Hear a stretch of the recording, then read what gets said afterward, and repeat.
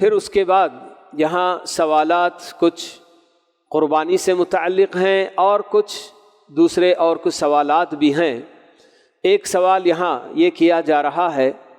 کہ مسجد نبوی میں ایک ٹکڑا جس کو اللہ کے نبی صلی اللہ علیہ وسلم نے ریاض الجنہ قرار دیا، روضۃ من ریاض الجنہ کہا ہے، یعنی کہ جنت کے باغات میں سے ایک باغ ہے جو اس وقت آپ کا جو گھر ہے وہاں سے لے کر آپ نے جہاں ممبر نصب کیا تھا مسجد میں، ان دونوں کے درمیان کے حصے کو آپ نے یہ بات بتائی،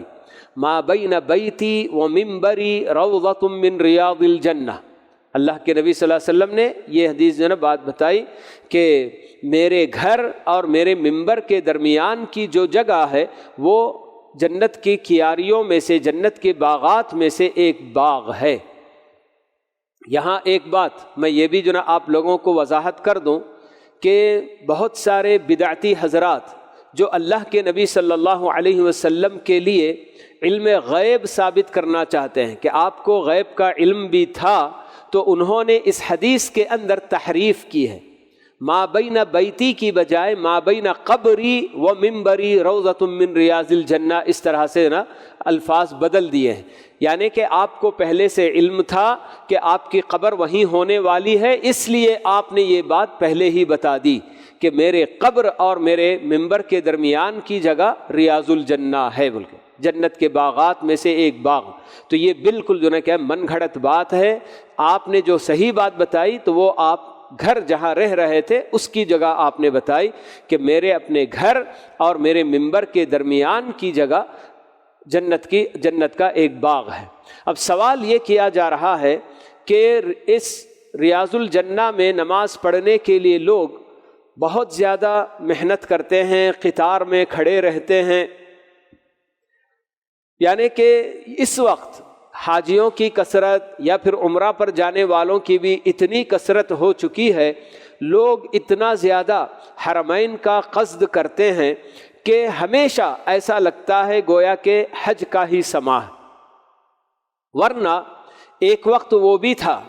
جب ہم لوگ مدینہ میں الحمدللہ زیر تعلیم تھے، تعلیم حاصل کر رہے تھے، اس وقت ہم لوگ عصر سے لے کر مغرب تک بڑے آرام سے، بالکل جگہ خالی خالی رہتی، کوئی اس میں جناب بیٹھنے والا بھی نہیں رہتا، بہت تھوڑے تھوڑے لوگ کہیں کہیں بیٹھے رہتے ہیں، تو بہت خالی خالی بھی رہا کرتی تھی۔ مگر اب اس وقت حج کا موسم ہو یا رمضان کا مہینہ یا دیگر اور ایام میں بھی اتنی زیادہ بھیڑ حاجیوں کی یا عمرہ کرنے والوں کی ہو جاتی ہے کہ جس کی وجہ سے اس جگہ نماز 2 رکعت نماز ادا کرنے کے لیے لوگ گویا کہ چونکہ ایک جنت کا ٹکڑا بتایا گیا ہے اس کو، تو اس حیثیت سے اس میں نماز پڑھنے کی خواہش کرتے ہیں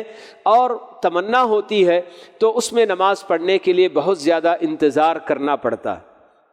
اور پھر جب وہاں پہنچ بھی جاتے ہیں تو اتنی بھیڑ ہوتی ہے کہ 2 رکعت نماز ادا کرتے ہوئے بھی بہت زیادہ جو ہے کیا ہے یعنی کہ اودھم مچی رہتی ہے کہ لوگ اتنے بھیڑ میں لگائے رہتے ہیں کہ جلدی جلدی بالکل 2 رکعت نماز پڑھ کے فوراً آپ کو اٹھا کے دوسروں کو موقع دینے کے لیے اس طرح سے جو ہے یہ کرتے ہیں۔ تو بہرحال اس جگہ نماز پڑھنے کی کوئی خاص فضیلت تو نہیں بتائی گئی حدیث میں، بس اس ٹکڑے کے بارے میں اتنا بتایا گیا کہ یہ جنت کا ایک باغ ہے، مگر اس جگہ نماز پڑھنے کی فضیلت نہیں بتائی گئی، بلکہ پوری مسجد نبوی جس میں نماز پڑھنے سے 1000 نماز کا ثواب ملے گا، یہ ہم کو فضیلت بتائی گئی۔ کعبۃ اللہ میں ایک نماز پڑھنے کا 1,00,000 کے برابر ثواب ملے گا، اور مسجد نبوی میں ایک نماز پڑھنے کا 1000 نماز پڑھنے کے برابر اجر و ثواب ملے گا۔ تو یہ ہم کو بات بتائی گئی ہے۔ اور ویسے بھی ریاض الجنہ میں نماز پڑھنے سے بھی کہیں زیادہ افضل مسجد نبوی میں بھی پہلی صف میں نماز ادا کرنے کی کوشش کرنی چاہیے۔ پہلی صف کی فضیلت بہت زیادہ ہے